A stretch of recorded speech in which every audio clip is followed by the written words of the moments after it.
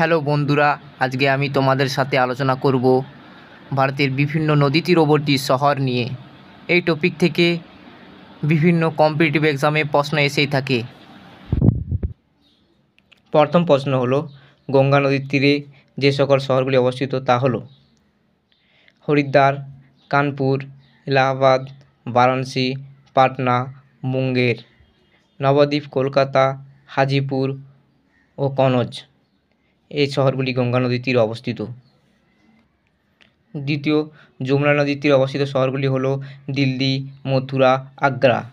এবং ব্রহ্মপুত্র নদীর তীরে অবস্থিত শহরগুলি হলো ডিব্রুগড়, তেজপুর, গুয়াহাটি, গোয়ালপাড়া, ধুবড়ি।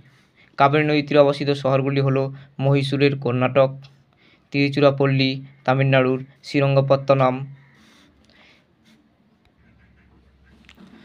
শতদ্রু নদীর তীরে অবস্থিত শহরগুলি হলো ভাগড়া, লুধিয়ানা, ফিরোজপুর।